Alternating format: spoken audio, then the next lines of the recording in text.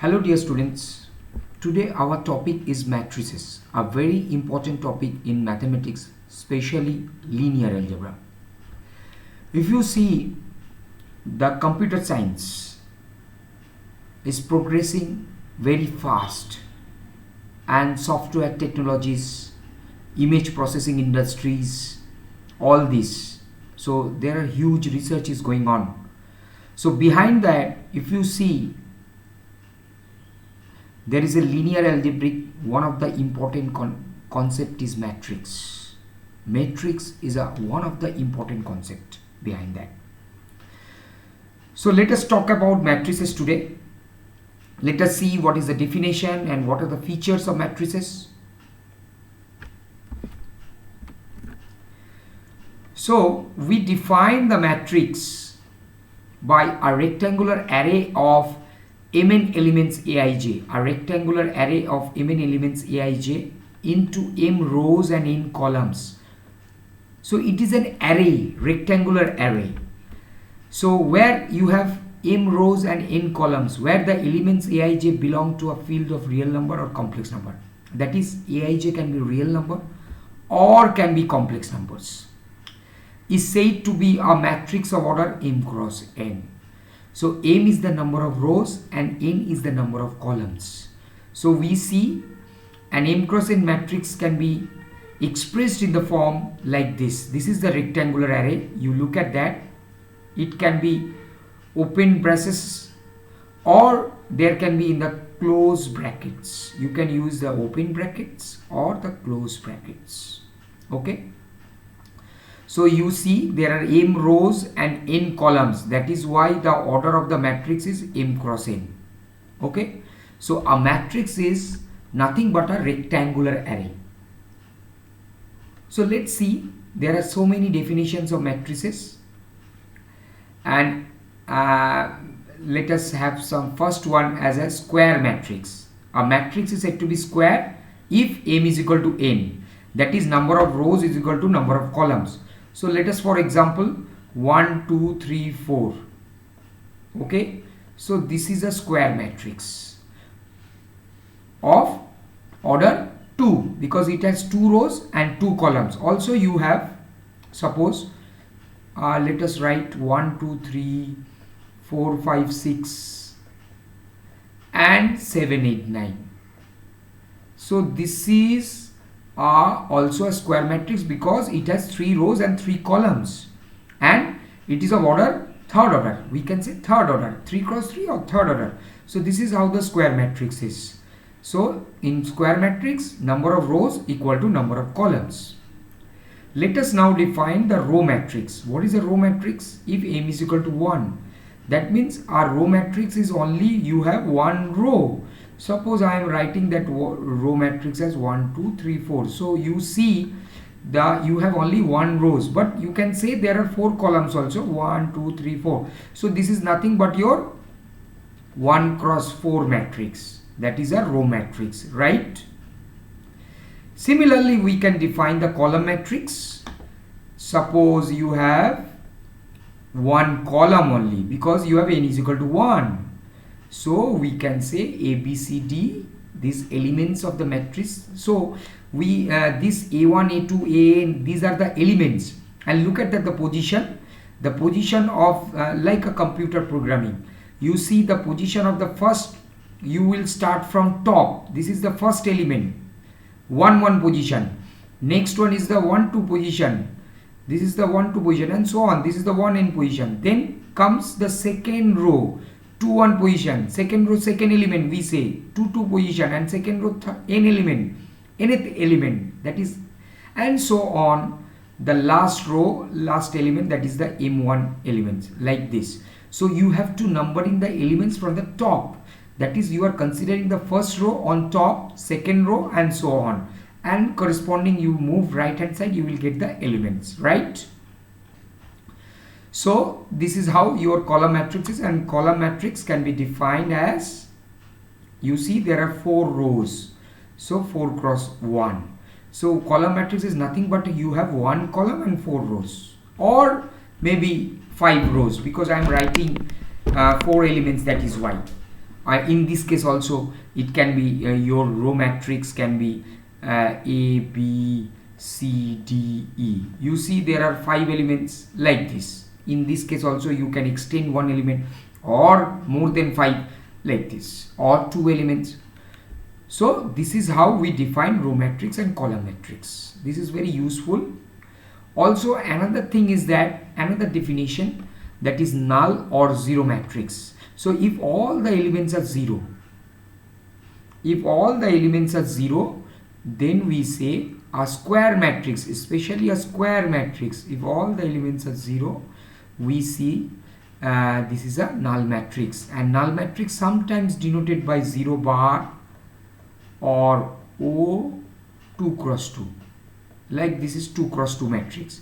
Or maybe you have 3 cross 3 null matrix, 0 0 0 0 0 0 and 0 0 0. So this is how you will define the null matrix. All the elements are 0, Aij 0 for all ij, right? Now next we define the diagonal matrix. It must be a square matrix. For a diagonal matrix it must be a square matrix. Look at that, the condition m is equal to n, that is number of rows is equal to number of columns, and all the elements, and Aij equal to 0 for all I not equal to j, that is except the diagonal elements, all the elements are 0. So let us have an example for that. 1 0 0, next 0 2 0 and 0 0 5. So this is how you will define the, look at that, all except the principal diagonal. This is the principal diagonal. Actually 2 diagonals you have, this is one, another one is this one, but this is called the principal diagonal. So except the principal diagonal, all the elements are 0. That is why the condition is Aij is 0 for all I not equal to j. That is, in these cases you have I not equal to j, that is rows is not equal to columns. Also another diagonal matrix we can define, 2 0 0 0 2 0 and 0 0 2. You look at that, all the elements can be same in the diagonal, principal diagonal. Okay, so this is how you will define the diagonal matrix if it is a square matrix, and except the diagonal element, all the some of the diagonal elements can be 0, some of the diagonal elements can be 0. Okay, next we define a scalar matrix. So how will you define the scalar matrix? Look at that, it must be a square matrix, m is equal to n and Aij equal to 0 for I not equal to j, that is already we have seen in the diagonal matrix, it must be a diagonal matrix, and Aii equal to lambda, that is there the diagonal elements must be a constant term. So look at that, this is one of the example of a scalar matrix. I have written this.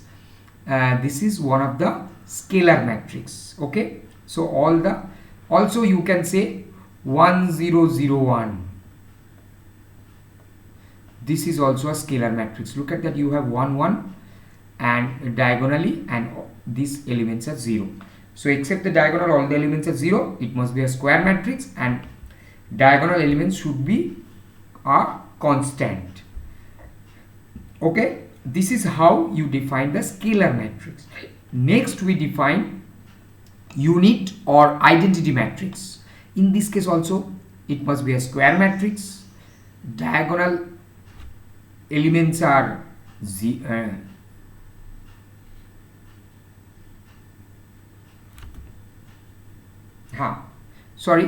diagonal elements are 1 and Aij equal to 0 for all that is non-diagonal elements are 0. So write, suppose I am writing 3 cross 3, that is third order identity matrix. So 1 0 0 0 1 0 and 0 0 1. This is how you will define this. Sometimes the notation is used as I3. Okay, sometimes the notation matrices are used by defining a capital letter. So I3 denotes the identity matrix of order 3. Similarly you will write I2. I2 can be written as 1 0 0 1, right? 1 0 0 1. So this is how you will define the identity matrix. Similarly you will define fourth order identity matrix, no problem. Next, a very important thing, that is definition, upper or lower triangular matrix. So you see it must be a square matrix and Aij greater equal to 0 if I greater than j, that is rows must be greater than column for upper triangular matrix, and Aij equal to 0 for all I less than j, that is number of rows less than number of columns, that is for lower triangular matrix. So let us have an example first, it will make you clear. So I am writing 2 3 1 and 0 1 4 and 0 0 5. So this is I am writing the upper triangular matrix. So look at that, if you mark the diagonal, principal diagonal, okay, above the principal diagonal all the elements are non-zero, but below that all the elements are 0. So this forms a triangle actually. You look at that, this forms a triangle. So this is upper triangular. So for upper triangular matrix, all the elements below the principal diagonal is 0. So look at that condition for all I greater than j. So below the principal diagonal, all the elements are 0. For lower triangular matrix, what will happen? It's reverse. All the elements above the principal diagonal will be 0. So let us have an example of a lower triangular matrix. So 1 0 0, I am writing that 3 2 0 and 4 1 6. So this is the lower triangular matrix. So all the elements above the principal diagonals are 0. So this is the triangle, this forms a triangle. So this is upper triangular, this is lower triangular. Okay, next let us see some algebraic operations on matrices. First of all, we'll see addition of matrices. So two matrices A and B are conformable for addition if they have the same order. If they have the same order, we cannot add two matrices have different order.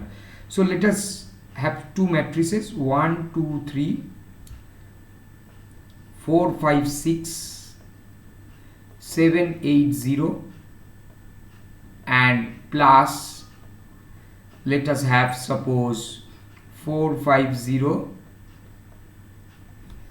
0 1 2 and 3 0 1. Randomly you select. So that will be equal to, so you see the order of the matrix is 3 cross 3 and this one is also 3 cross. So you are adding two matrices A, this is matrix A and this is matrix B. So you are doing A plus B and that is equal to, you see the positions, it will add to the respective position. So 1 1 position will add to the 1 1 position, 1 2 position will add to the 1 2 position.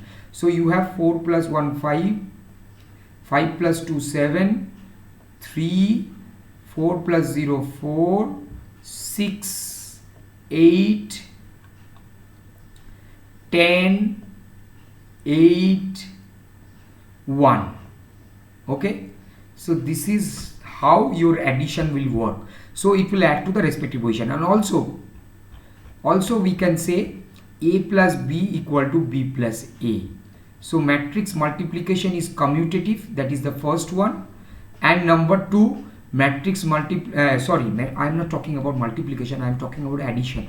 Matrix addition is commutative and matrix addition is associative. So A plus B plus C equal to A plus B plus C. So this is called the associative property and this is called the commutative property. So matrix addition is associative as well as commutative. Okay, let's move to see the multiplication by a scalar. What do you mean by multiplication by a scalar? So suppose there is some constant is multiplied with a matrix 1 2 3 4 5 6 and 7 8 9. So what will happen? It will multiply, the rule is that it will multiply to all the elements of the matrix. So you have 2 4 6 8 10 12 14 16 and 18. So you see 2 is multiplied to all the elements. This is called the multiplication by a scalar. So if A is a matrix and C be a scalar, that is C belongs to real number, or it can be a complex number, no problem, but I am talking about a real number. So C belongs to real number, scalar, because I am doing scalar field. So C into A, so it will be C into Aij. That is all the elements of Aij, and we can write this is as Bij is another matrix that is given by B, where Bij is Cij, C into Aij, where Bij equal to C into Aij. Clear? So this is called the scalar multiplication. This is called the scalar multiplication. Next we define or explain matrix multiplication. Two matrices A and B are said to be conformable for the product AB if the number of columns of A be equal to the number of rows of B. Number of columns of A must be equal to the number of rows of B. So let us have two matrices. For example, I am taking 1, 2, 3, 0, 4, 5. So you see, number of columns is 3. You must have a matrix of 3 rows. So suppose 1, 0, 0. Randomly I am selecting 0, minus 1, 0, 2, 0, 3. Lot of zeros for easy multiplication to show you. So this is 4. This is 4. Don't mix up with any other number. So how the multiplication will happen? That is the thing. So you see, the number of rows in the first matrix, number of columns in the first matrix equal to the number of rows in the second matrix. So this is multiplication is valid. In this case, multiplication will be there. Suppose 3 cross 3, 3 cross 3. Yes, multiplication is valid. Now you see, you take the row and the column. That is selection of like this. So you select the first row and this column and do the multiplication. So 1 into 1, 1, corresponding element. 2 into 0, 0, plus 3 into 2, 6. Next you select the second column. So 1 into 0, 0, minus 2 and 0. Next you select the third column. So you are fixing the first row of the matrix A. So 1 into 0, 0, 2 into 0, 0, plus 3 3s are 9. Clear? Next you select, the same process will go on. Next you select the second row. Okay? So 0 into 1, 0, plus 4 into 0, 0, plus 5 into 2, 10. Okay?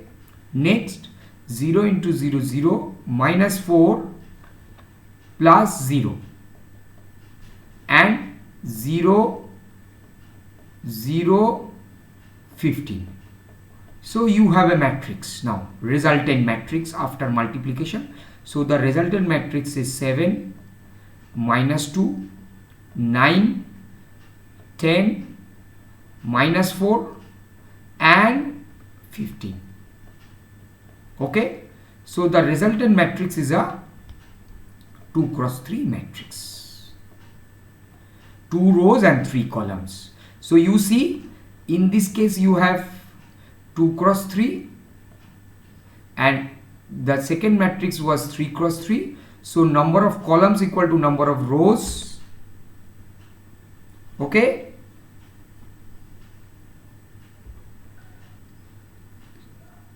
so you see, the number of columns, this one, equal to the number of rows. So you suppose these two are cancelled and you are getting the resultant as 2 cross 3. So if I write in a more formal language, that is, if A is a matrix of M cross N and B is a matrix of P cross Q, then when the matrix multiplication will conformable or valid if and only if N equal to P. N equal to P, if and only if. necessary and sufficient, and the resultant matrix is AB, that is the product, or you can say C. The resultant matrix is a C matrix after the multiplication, and that is of order M cross Q.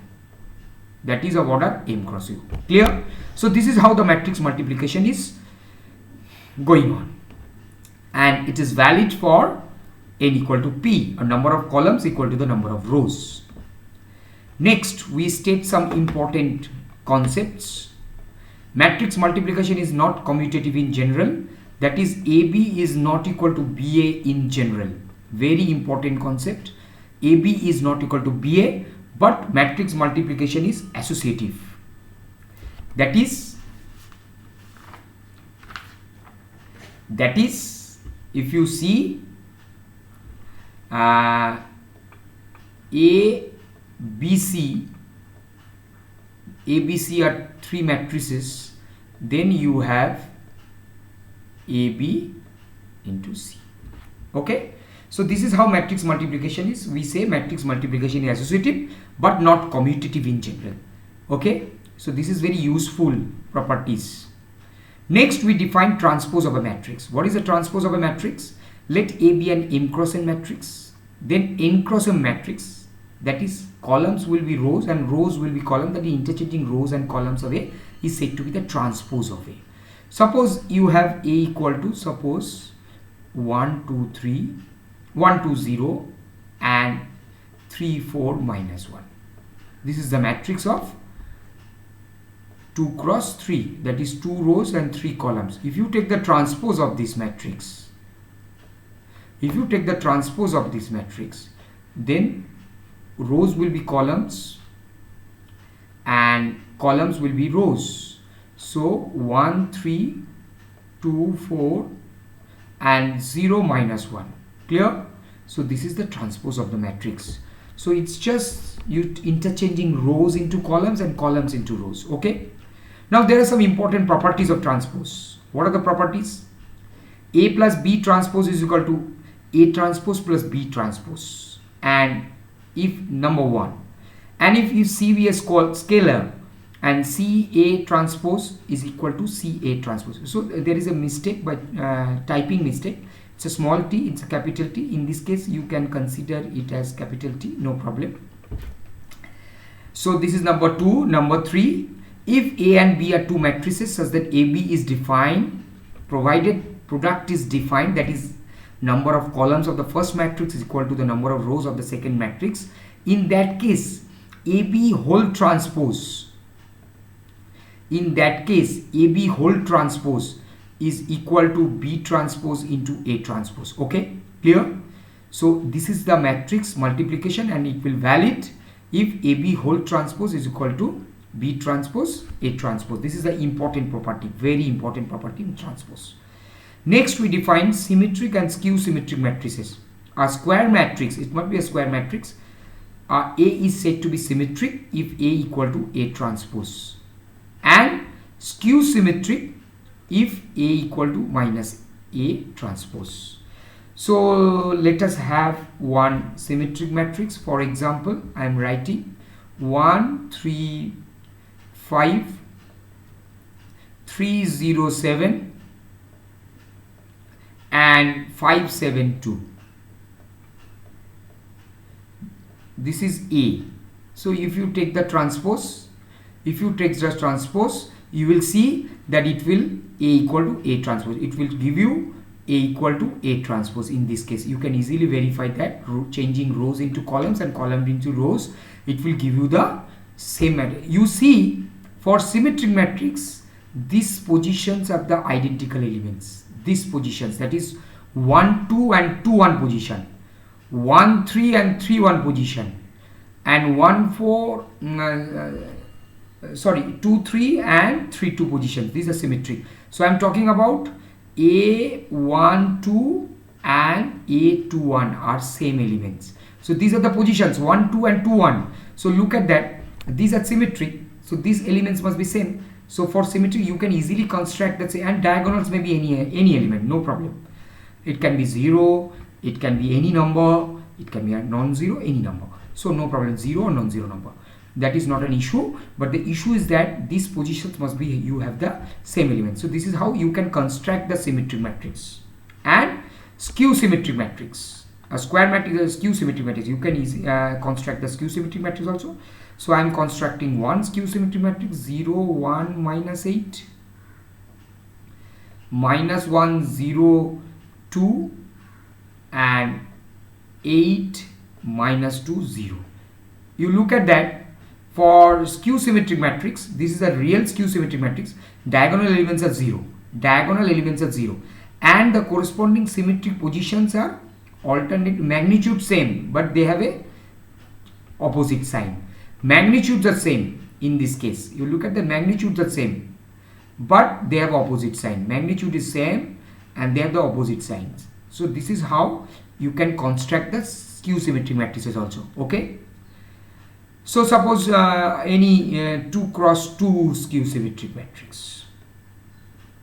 This is the skew symmetric matrix. Easily construct. So you can construct the skew symmetric matrix. Okay. So this is the how you will define symmetric and skew symmetric matrices. Next, a real. Next, I will define or complex. Sorry, a real or complex square. The important theorem. A real or complex square matrix can be uniquely expressed as a as the sum of a symmetric matrix and a skew symmetric matrix. Suppose A is a matrix, the explanation of the theorem. So you can express A as half of A plus AT, A transpose, plus half of A into A minus transpose, A minus A transpose. So you see A can be expressed as this, and you can easily verify. This is your task to verify. This is symmetric.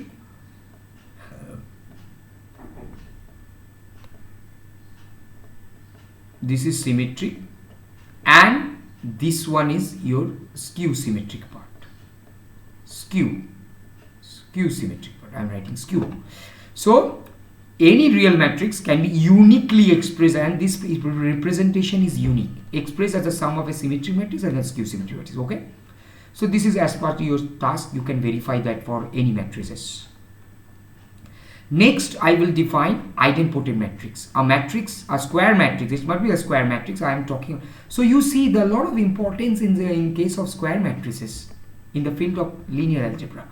So it's a square matrix. A is said to be idempotent if A square is equal to A. If A square is equal to A. If the square matrix, square of a matrix gives the same matrix, then you see the identity matrix. You take the identity matrix. If you take the square, then it will give you the. So if you take the I2 into I2, that is the product, that will give you I2 square. That is give you I2 square, and that is identity matrix only. So this identity matrix is one of the example of idempotent. So those matrices satisfies this property. Those are called idempotent matrix. Next, we'll define trace of a square matrix. What is the trace of a square matrix? Trace is the sum of the principal diagonal elements of A. Suppose you have A matrix as 1 0 0, 0 1 0, and 0 1 1. A simple matrix. So what is the trace of A? Trace of A is 3. That is sum of the diagonal elements.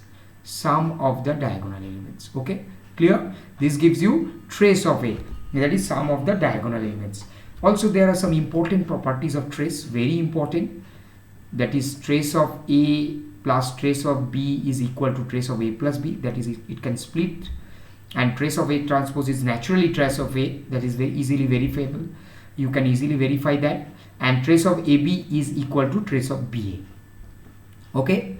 So this is how you will define the trace, and a trace is very important topic in square matrices. It's a very important property. Next, I will go to the next level. That is, I will define the adjoint of a square matrix. So not talked about determinant, but I will mention that if A is a matrix, suppose I'm giving you one example for that. 1 0 1 3 4 5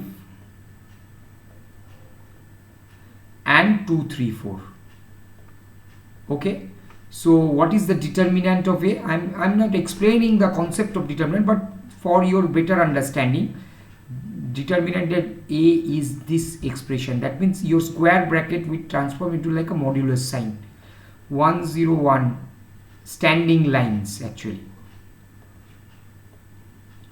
1 0 1 3 4 5 and 2 3 4.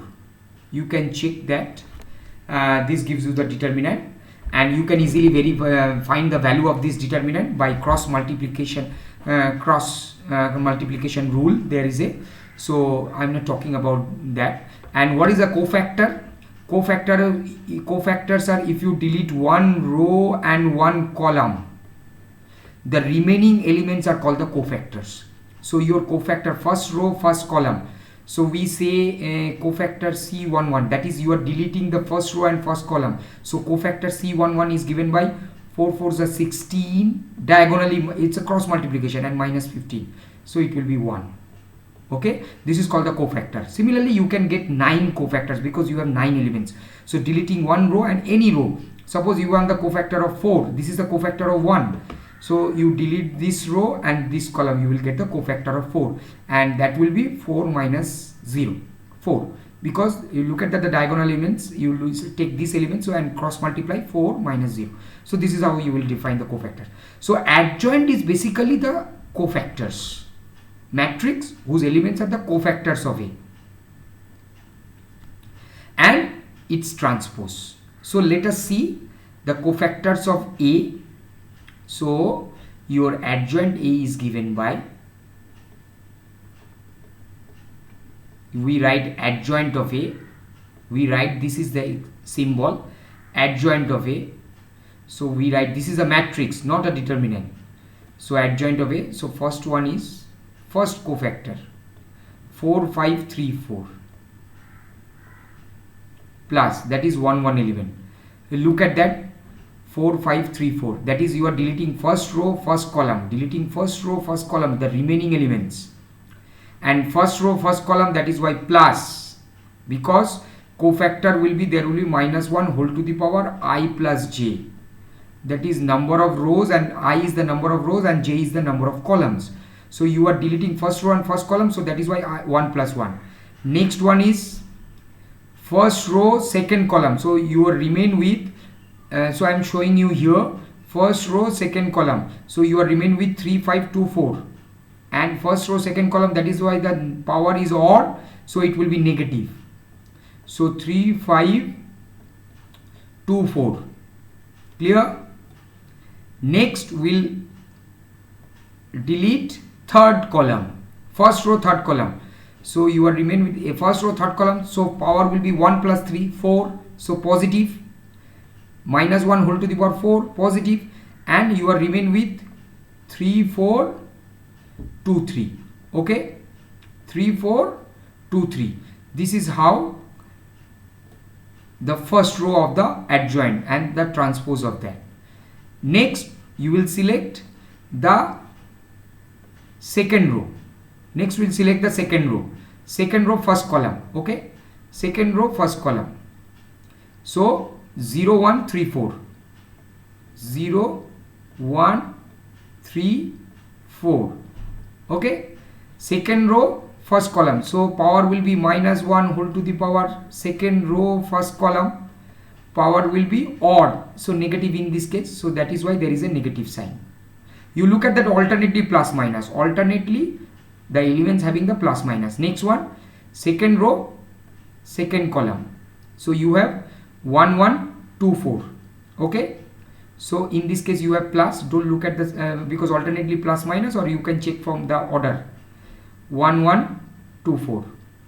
Next we have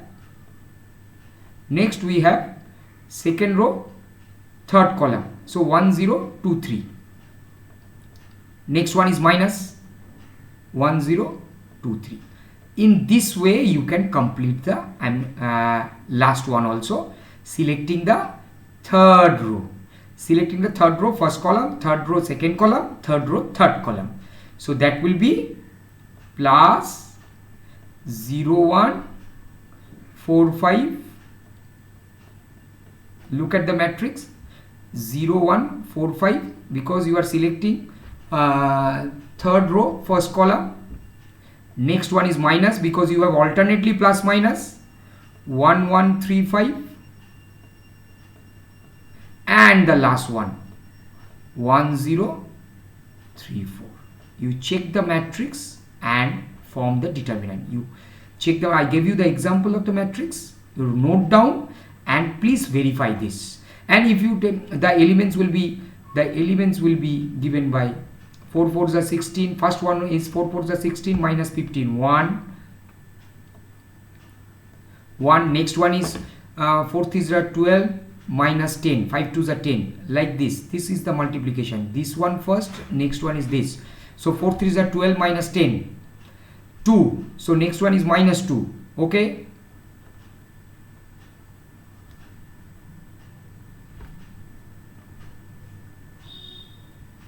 and so on. You can complete the matrix. Next one is 3 3s are 9, 4 2s are 8. Okay, 1, and so on. And if you take the transpose, finally you will get the adjoint. Okay, next we have some important properties of adjoint. That is, adjoint of A transpose is adjoint of A whole transpose. Adjoint of A transpose is adjoint of a whole transpose, and A be a incrossant matrix, C be a scalar. Then adjoint of C A is given by, this is very important, C to the power n minus a 1, that is C has a power order minus 1 into adjoint A, and also A be a square matrix of order n. Then A into adjoint A equal to adjoint A into A equal to det A into In. So add A into adjoint A equal to adjoint A into A equal to determinant. Just already explained the determinant of A into IDD matrix of order n.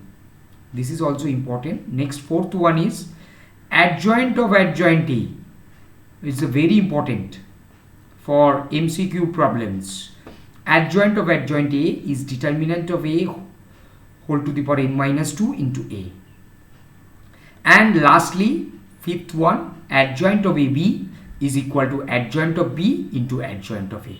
Adjoint of AB equal to adjoint of B into adjoint of A. Okay, so this is how you can use these properties and solve so many MCQ problems. Now next we define the inverse of a square matrix. So a matrix, it must be a square matrix, is invertible if there exists a matrix B such that AB is equal to BA equal to identity. So, and B is said to be the inverse. We sometimes write B as A inverse. This is the notation of inverse. So if any matrix follows this relation, that is AB equal to BA equal to identity, then B is said to be the inverse of A. And in this case, B is written as A, B equal to A inverse. Also we can write A into A inverse equal to A inverse into A equal to identity. Okay, so this is how you can define the inverse. Now there is an important theorem I will state. We must state that a invertible matrix A has a unique inverse. An invertible matrix A has a unique inverse. The inverse is unique. Okay, you can go through the proof. You can try this proof. Next, we define non-singular and singular.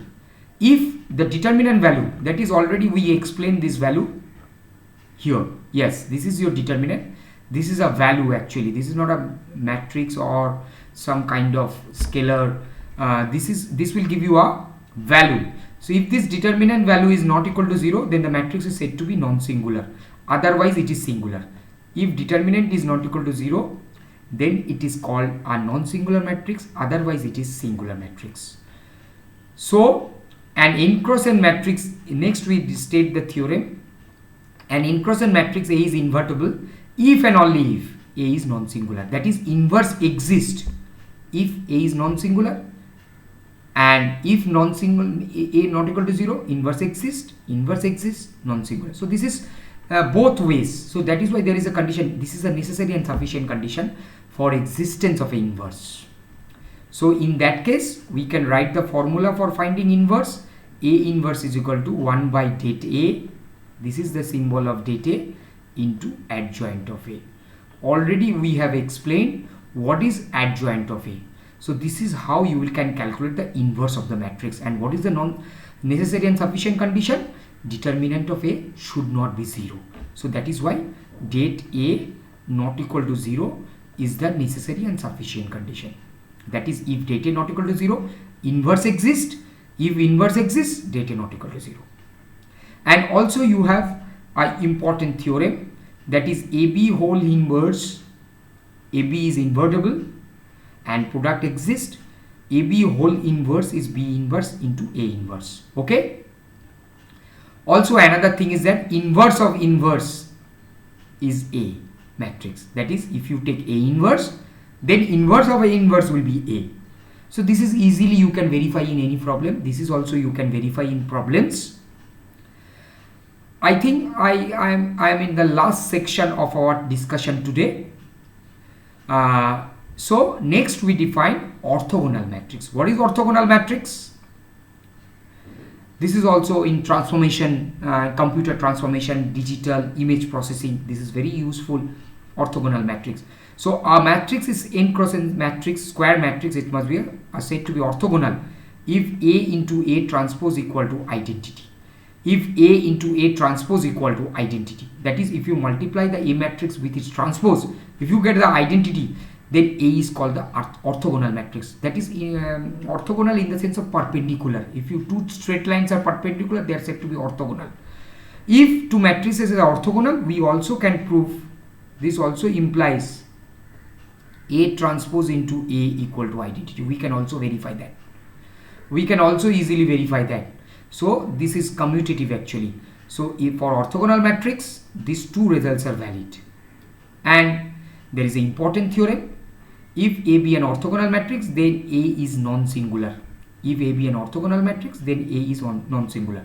So let us prove that. This is very simple to prove. I am giving you just a taste of that proof. A into A transpose equal to identity. That is from the definition of orthogonal matrix. So you take determinant on both sides. I will very soon upload the lecture on determinant. Don't worry. You just follow my videos and subscribe my channel. You will very soon you will get those things. So this determinant of AB is actually that product. It can split the product determinant of A into determinant of A transpose. And determinant of identity matrix is 1. And determinant of A transpose is nothing but your determinant of A. So this will give you determinant of A whole square, because determinant of A transpose is determinant of A. So you see determinant is non-zero. You see determinant square of a determinant is 1. So that gives you determinant of A equal to plus minus 1. So you see, and for orthogonal matrix, determinant should be plus minus 1 and it is non-singular. That is, we prove that. Also this is for lastly for today, I will request my students to verify that for an orthogonal matrix, A transpose equal to A inverse. For an orthogonal matrix, please verify that for an orthogonal matrix, A transpose is A inverse. Please go through this and verify this proof. It is very interesting. This is a very simple, you can check, and A transpose equal to A inverse. So I hope today's video is helpful to you. You follow my channel and subscribe my channel, and I will very soon post the videos on determinant and all other algebra and calculus and all other mathematical topics in undergraduate and +2 level and joint IIT. Thank you all of you.